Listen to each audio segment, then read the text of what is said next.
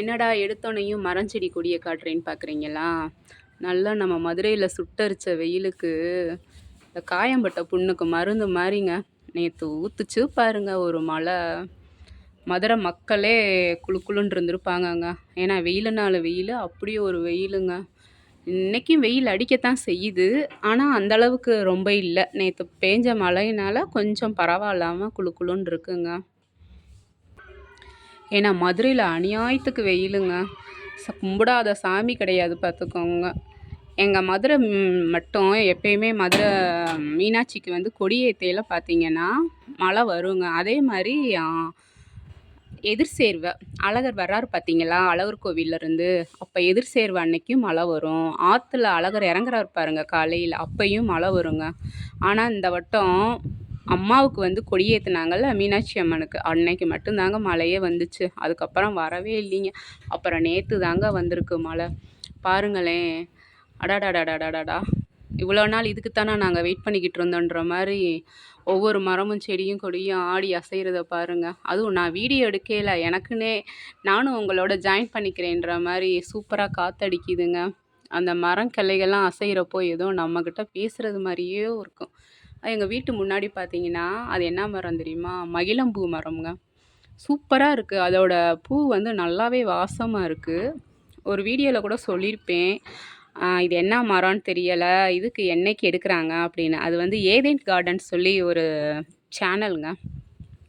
அந்த சேனலில் பார்த்தீங்கன்னா ஃபுல் அண்ட் ஃபுல் வந்து விவசாயம், அந்த மாடி தோட்டம் பற்றி தான் போடுறாங்க. அதில் அந்த பூவை வந்து ஹெர்பல் ஹேர் ஆயிலுக்கு வந்து யூஸ் பண்ணுறாங்க. நல்லாயிருக்கு. நானுமே வீட்டில் தான் எண்ணெய் காய்ச்சி வச்சு தேய்ச்சிக்கிருவேன், வெளியிலலாம் வாங்க மாட்டேன். இனி அடுத்த டைம் யூஸ் பண்ணையில் இந்த மயிலம்பூவும் நம்மளோட ஜாயிண்ட்டுங்க. சரி, இப்போ மத்தியானம் ஆயிடுச்சு. மணி பார்த்திங்கன்னா 12:30ங்க. என்ன பண்ண போகிறேன்னு பார்த்தீங்கன்னா, பாத்திரம் வந்து மாமா தாங்க விளக்கி வச்சுட்டு போயிருக்காரு. எல்லா பாத்திரம், இது 2 நாள் பாத்திரம் மாமா தான் விளக்கி வச்சுருக்காரு. இன்னும் இந்த கை சரியான பாடு இல்லைங்க. அப்படியே வாங்க பின்னாடி போய் பார்ப்போம்.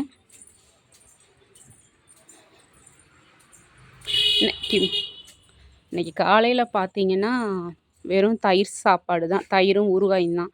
என்னால் வெங்காயம் கூட கட் பண்ண முடியலை. அதனால் சிம்பிளாக அதை மட்டும் வச்சிட்டேன். அந்த என்ன தான் நம்ம தண்ணி ஊற்றினாலும் அந்த மழை தண்ணி பட்டாதாங்க, அதாவது நம்ம வந்து நமக்கு வந்து செடி வந்து தத்து பிள்ளை மாதிரி. பால் ஊற்றி என்னத்தை தான் வளர்த்தாலும் அந்த தாய்ப்பால் குடித்தா தான் அந்த பிள்ளைங்க ஒரு சத்தாக இருக்குன்னு சொல்லுவாங்கள்ல, அந்த மாதிரிங்க. மழை தண்ணி வந்து அதுகளுக்கெலாம் தாய்ப்பால் மாதிரி ஒவ்வொரு செடிக்கும். இது பாருங்களேன், அடித்து ஊற்றின மழைக்கு எப்படி இருக்குன்னு. இந்த கொய்யாக்காய் செடி காஞ்சிருச்சு. காஞ்சது நானும் செத்து போச்சுன்னே நினச்சேன். கடைசியாக பார்த்தா மழை தண்ணிக்கு நல்லா பாருங்களேன் சூப்பராக வந்திருக்கு. என் தம்பி வாங்கிட்டு வந்தது. இதை நான் இப்படி காஞ்சு போச்சும் நான் அவங்ககிட்ட சொன்னேன்னா அவ்வளோதான், பாவம் பிள்ளை ரொம்ப நொந்து போயிடுவேன். இதை எப்படியாவது காப்பாற்றி கொண்டு வந்துடணுங்க. இது மாமரம், இதில் துளிர் கூட வந்திருக்கு பாருங்களேன், அழகாக இருக்குது. எடுத்து நட்டு வைக்கணுங்க. இது ஃபுல்லாக நம்ம இடத்துக்காக வாங்கினது. இது பார்த்திங்கன்னா வாடகை வீடு தாங்க, தனியாக தான் இருக்கும். அது வந்து தோப்புக்கு போகிற வழி. தோப்பு உங்கள்கிட்ட காட்டுறேன்.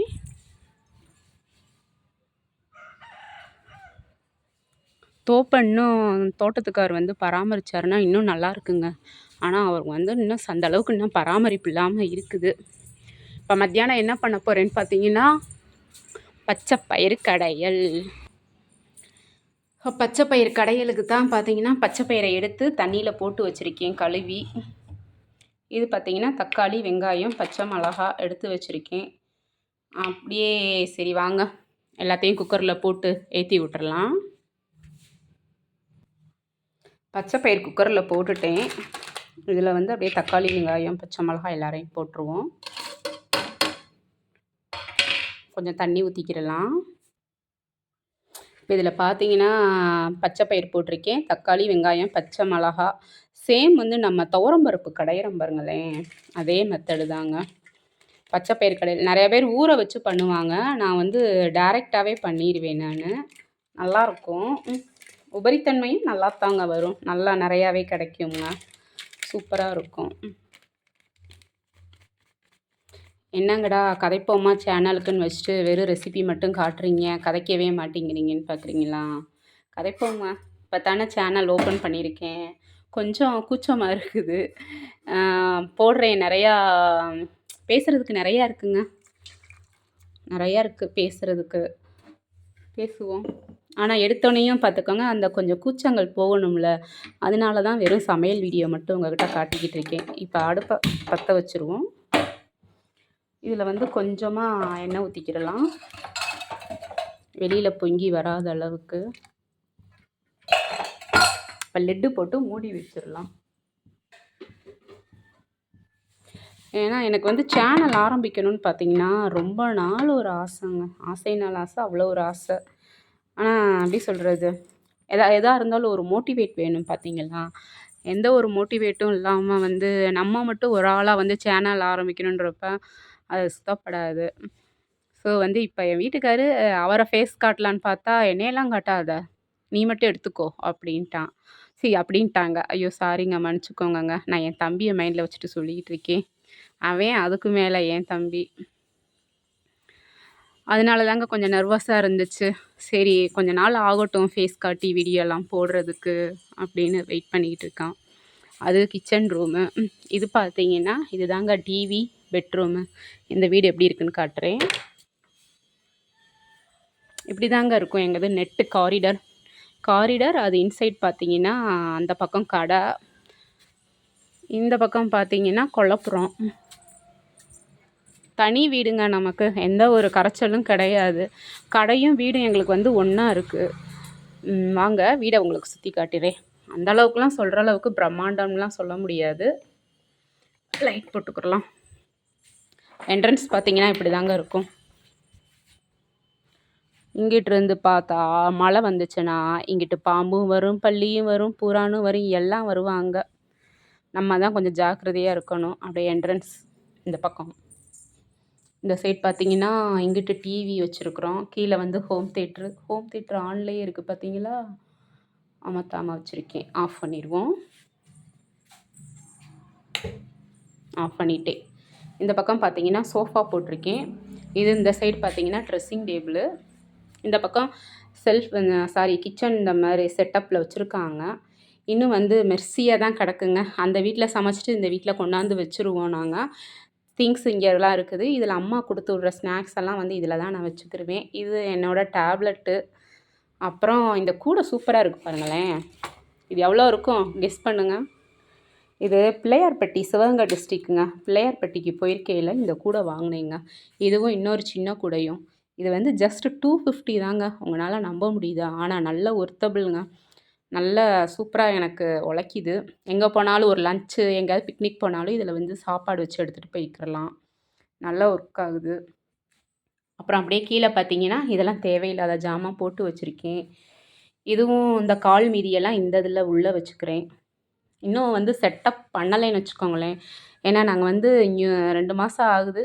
வந்தோடனையும் கையில் கட்டு போட்டுட்டேன். அடுத்து கையில் கட்டு போட்டு முடித்தா நகை சுத்தி, இதோட காது வலி.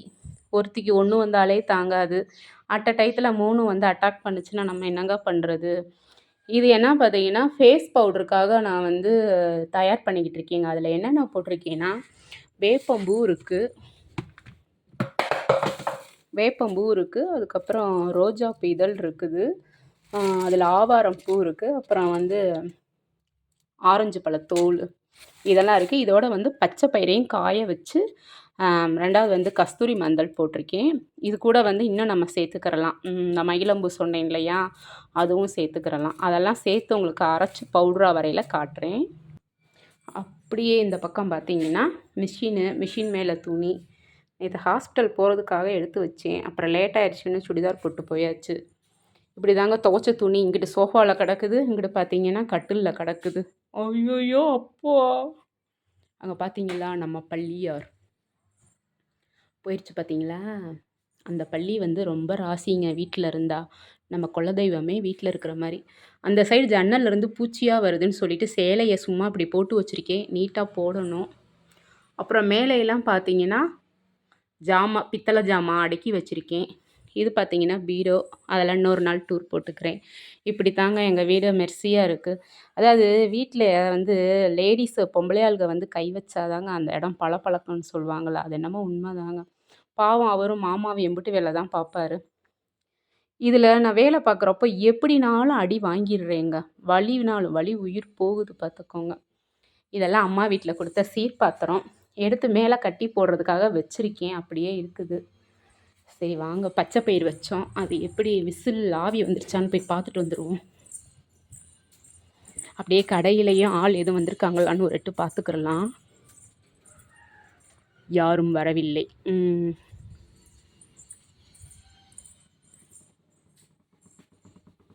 இன்னும் ஆவி வரல. சரி, ஆவி வர்ற வரைக்கும் கொஞ்சம் வெயிட் பண்ணலாம் நம்ம. இது பார்த்தீங்கன்னா என்ட்ரன்ஸ் ஏரியா. அந்த சைடு கேட் இருக்குது. ஆனால் அதில் மாமா வண்டி கொண்டு வர்றதுக்கே ரொம்ப சிரமப்படுறாரு. ஆனால் அதில் தான் வரணும், வேறு வழி இல்லை. இந்த பக்கம் அந்த தகரம் கிடக்கு பாருங்கள். இதை ஓப்பன் பண்ணலான்னு பார்த்தா மாமாவுக்கு டைமே இல்லை. அப்புறம் இங்கே பார்த்தீங்கன்னா நம்ம மருதாணி செடி அம்மா வீட்டில் கொடுத்தது தான். அப்புறம் ரணக்கல்லி வச்சுருக்கேன். இது வந்து கல்லடப்பு, சுகருக்கெலாம் ரொம்ப நல்லது. அப்புறம் இது நித்திய மல்லி, சந்தன முல்லைங்க, இது அந்த செடி. அப்புறம் இது பார்த்தீங்கன்னா அந்த குட்டி குட்டியாக பூ பூக்கும்ல, கொடை மாதிரி வரும் அது. இது என்னன்னு பார்க்குறீங்களா? டட்டடாயின் சாணிங்க, வாசலுக்கு தொளிக்கிறதுக்கு சாணி. என் கை இப்படி இருக்கிறனால கொஞ்சம் ரெஸ்ட்டில் இருக்கிறாங்க. அதை அப்படியே எருவாட்டியை தட்டி போட்டுடலான் இருக்கேன். வீட்டுக்கு முன்னாடியே மரம்ங்க, சூப்பராக இருக்கும். இதில் ஏற்கனவே இருந்தவங்க மஞ்சள் பூசி குங்குமம் வச்சாங்க. ஸோ நானும் அப்படியே ஃபாலோ பண்ணிக்கிட்டு இருக்கேன் அதை. இதுதான் நம்ம வீட்டில் இருந்து அப்படியே இந்த பக்கம் போகிறதுக்கு பின்னாடி கேட்டு வெளிங்க, கடைக்குள்ளே போகிறதுக்கு. இதுக்குள்ளே தான் காலையில் கடை வந்து முன்னாடி கடை பூட்டிடுவோம், பூட்டு போட்டு. ஸோ பின்னாடி வந்து இந்த வழி இந்த யூஸ் பண்ணிக்கிடுவேன். மத்தியானம் வெயில் ரொம்ப அடிக்கிறப்ப அந்த படியில் வந்து உக்காந்துக்கிருவேங்க. கொஞ்சம் நல்லாயிருக்கும் குளு குளுண்டு. அந்த சேர்லேயே உட்காந்தே நினச்சிக்கோங்க, அப்படியே எது வெயில் பயங்கரமாக இருக்கும். என்ன தான் மழை அடித்தாலும் வெயில் பார்த்தீங்களா எப்படி இதாக இருக்குன்னு. பரவாயில்ல, முந்தா நேற்றுக்கு அடித்த வெயிலுக்கு இது வரைக்கும் இப்போ கொஞ்சம் தேவலை. இப்போ பார்த்தீங்கன்னா ஆவி நல்லாவே வந்துருச்சு. இந்த டைம் வந்து நம்ம குக்கருக்கு விசில் போட்டுக்கலாம். இப்படி வந்து நல்லா ஆவி வந்து நல்லா வரணுங்க. வந்ததுக்கப்புறம் தான் நம்ம விசிலே போடணும். அப்போ தான் பார்த்தீங்கன்னா அந்த துவாரத்துலேருந்து ஏதாச்சும் தூசி துப்பட்டை ஏதாவது கடந்துச்சுன்னா அம்மா வெளியேறிடுங்க. வெளியேறிடுச்சுன்னா போங்கம்மா உள்ள. அது விசில் வந்து எந்த அடைப்பு இல்லாமல் வரும். அப்படியே இந்த பக்கம் பார்த்தீங்கன்னா இது என்ன பார்த்தீங்கன்னா ஹேர் பேக்குங்க. நிறைய இப்போ நரைச்ச முடியெல்லாம் வருது பார்த்தீங்களா. இதில் என்ன நான் போட்டிருக்கேன்னா கருவேப்பிலை போட்டிருக்கேன், முருங்கை இலை போட்டிருக்கேன், அப்புறம் புதினா பார்த்துக்கோங்க. புதினா அங்கே எதுக்குங்க போடுறீங்க? அதுவும் அங்கே ஹேர் கலரிங் இதாகுதுன்னா கிடையாதுங்க. அப்புறம் நெல்லிக்காய் போட்டிருக்கேன், காஞ்ச நெல்லிக்காய். புதினா ஏன் போட்டிருக்கேன்னா நம்ம ஹேர் பேக் போட்டுட்டு நல்லா எண்ணெய் வச்சு தலைக்கு ஹேர் பேக் போடுறோம் பாருங்கள். போட்டுட்டு நம்ம ஷாம்பு போட்டு குளிக்கிறோம்ல, அப்போ ஷாம்பு போட்டு குளிக்கிறப்போ அந்த ஷாம்போட அந்த கெமிக்கல் தன்மையை வந்து குறைக்கக்கூடிய தன்மை வந்து இந்த புதினாவுக்கு இருக்குங்க. அதனால தான் அந்த புதினாவையும் நான் காய வச்சுருக்கேன். விசில் வர்ற மாதிரி இருக்குது, வரட்டும் சீக்கிரம். என்னன்னு தெரில, விசில் போட்டேன். ஆனால் இது வேறு குக்கரோட விசில், அது சரியில்லைன்னு இந்த குக்கரோட விசிலில் காணாமங்க. எங்கிட்டு போட்டாருன்னு தெரியலை. இது விசில் வராமல் இப்படியே வந்துக்கிட்டு இருக்கு. சரி, அது என்னன்னு கொஞ்சம் செக் பண்ணிவிட்டு நான் உங்களை பார்க்குறேன். ஃபைனலாக நம்மளோட பச்சை பயிறு கடையில் வந்து ரெடி ஆகிடுச்சு பார்த்துக்கோங்க. எங்கே வேகாதோன்னு நினச்சேன், ஏன்னா நம்ம ஊறவும் வைக்கலை. விசில் பார்த்தீங்கன்னா வேறு குக்கரோட விசில். இந்த குக்கரில் அன்னைக்கு என்ன சாதம் வச்சேன், அதை எங்கிட்டு கிடக்குன்னு தெரில. நானும் இப்போ தேடி பார்த்துட்டேன். ஊறத்தண்ணி குடத்துக்குள்ளே கூட கையை விட்டு தேடி பார்த்தேங்க, மாமா வரவும் தான் கேட்கணும். தொட்டு பார்த்தேன், நல்லாவே வெந்துருச்சு. அதனால் உங்களுக்கு பிதுக்கி காட்டுறேன். வாங்கம்மா, எங்கம்மா போய் ஒளிகிறீங்க?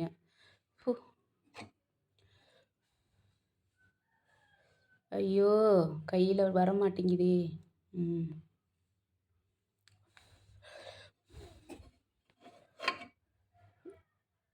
வந்துருச்சுங்க கடைசியாக ஒன்று.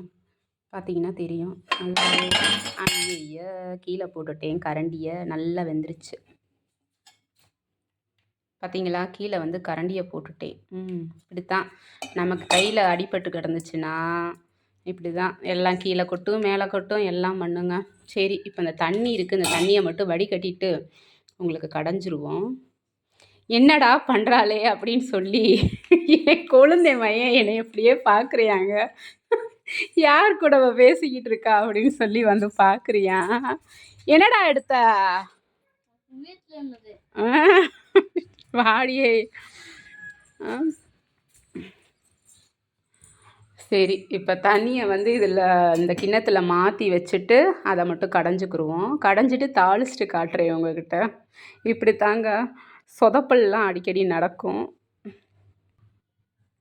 பச்சை பயிர் கடையல் சூப்பரா நல்லாவே கடைஞ்சிட்டேங்க. எனக்கு கால்ல கீழ வச்சுலாம் கடைய முடியாது. சரி, ஏதோ அந்த கையில வச்சுக்கிட்டே இங்கனக்குள்ள கடைஞ்சிட்டேன். பார்த்தீங்களா? நல்லா விசில் வரலைங்க. ஆனா அந்த விசில் வேற விசில் மாத்தி போட்டனால ரொம்ப என்னைய பாடாப்படுத்தி எடுத்துருச்சு. ஆனா நல்லா வெந்துருச்சுங்க சூப்பரா. இப்ப வந்து நல்லா தாளிச்சு ஊத்திக்கிருவோம். அடுப்ப பத்த வச்சுட்டு ஒளர்றேன். இது வந்து சுத்தமான நல்லெண்ணெய்ங்க. என் சின்னவன் தம்பி தான் கடை வச்சிருக்கான். ரிலேஷன் பையன். அங்கேருந்து தான் நமக்கு எண்ணெய் வரும். ஸோ எண்ணெய் ஊற்றிக்கிட்டு, என்னம்மா இம்புட்டு எண்ணெய் ஊற்றுறேன்னு பார்க்குறீங்களா? இந்த மாதிரி பச்சை பயிர் கடையலுக்கெலாம் சாப்பாட்டில் ஊற்றி சாப்பிட்றப்ப இந்த மாதிரி நிறையா எண்ணெய் இருந்துச்சுன்னா தான் நல்லா டேஸ்ட்டாக இருக்குங்க.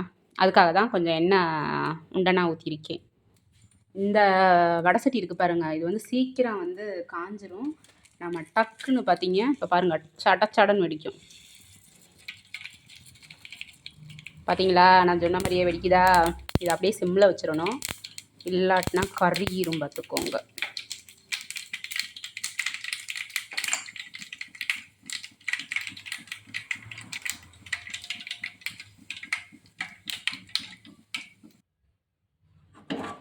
இப்போ அந்த தாளிப்பை வந்து நம்ம அதில் பருப்பு வேறு கிண்ணத்துக்கு மாற்றி வச்சுருக்கேன், அதில் ஊற்றிடுவோம். இதை ஊற்றி வச்சுட்டு நம்ம வீட்டில் காய்ச்சின நெய்ங்க இது இந்த இருக்குது பார்த்தீங்களா? இந்த நெய்யில் கொஞ்சோண்டு எடுத்து நல்லா உருக்கி போடணும். ஸோ இதில் ஊற்றிடலாம். நல்லா வாசமாக மணமாக இருக்கும். சாப்பாட்டுக்கு ஊற்றி சாப்பிட்றப்போ நல்லா ஒரு டேஸ்ட்டாக இருக்குங்க. அவ்வளோதாங்க. அதை நல்லா கிண்டி விட்டுறலாம். ஏன்னா காலையில் மாமா வெறும் தயிர் சாதமும் ஊறுகாயும் தான் வச்சு சாப்பிட்டாரு. ஸோ இந்த பிள்ளைக்கு கை இப்படி வேறு இருக்குது, சமைக்கவே முடியாதுன்ட்டு அவரும் நிறையா அட்ஜஸ்ட் பண்ணி போவார். நிறையா என்ன, ஃபுல் அண்ட் ஃபுல் அட்ஜஸ்ட்மெண்ட்டுங்க என் ஹஸ்பண்டு. சரி பாவம், அப்படி இருக்கிறவருக்கு வந்து நம்ம மத்தியானத்துக்கு வெறும் தயிர் சாதமும் ஊறுகாயும் கொடுத்தா நல்லா இருக்காது இல்லையா? இந்த மாதிரி பருப்பு கடையெல்லாம் மாமாவுக்கு ரொம்ப இஷ்டம்ங்க. கொல்லை பிரியம். வெஞ்சனமே எடுத்துக்க மாட்டாருன்னா பாருங்களேன். வெறும் அப்பளம், இந்த மோதிர அப்பளம் கடையில் இருக்குது, அதை எடுத்து பொரித்து வச்சிடணும். சூப்பராக இருக்கும், நல்லா டேஸ்ட்டாக.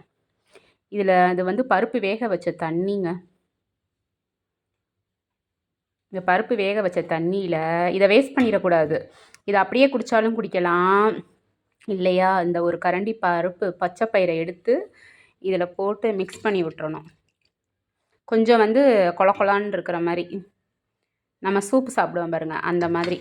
எனக்கு இது வந்து ரொம்ப பிடிக்குங்க. நான் எப்போ எடுத்தாலுமே மாமாவுக்கு கொஞ்சம், எனக்கு கொஞ்சம் நான் சாப்பிடுவேன். இந்த தண்ணியில் வந்து நம்ம ரசமும் வச்சுக்கிறலாமுங்க. இதை வந்து இப்போ கொஞ்சம் மூடி வச்சுருவோம். இது மணி வந்து ஆஹா கரெக்டாக மணி 2ங்க. மாமா வர்ற டைம்தான். நானும் ரெடி பண்ணிட்டேன்.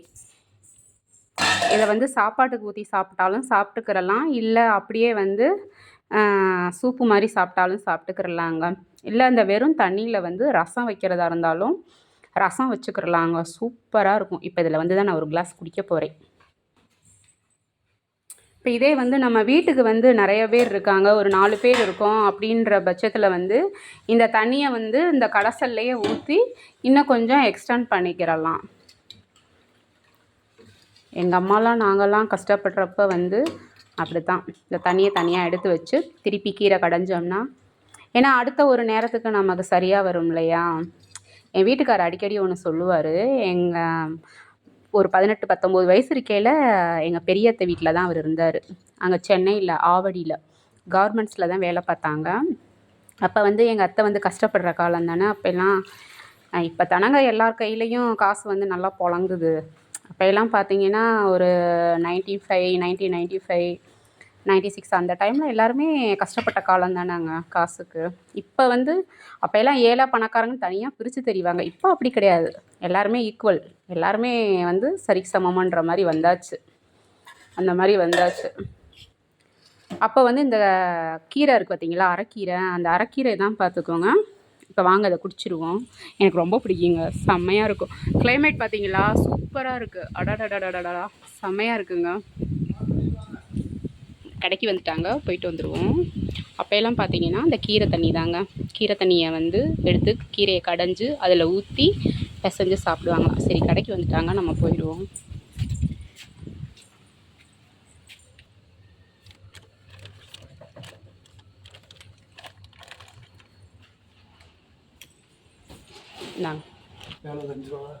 ஆமாண்ணே.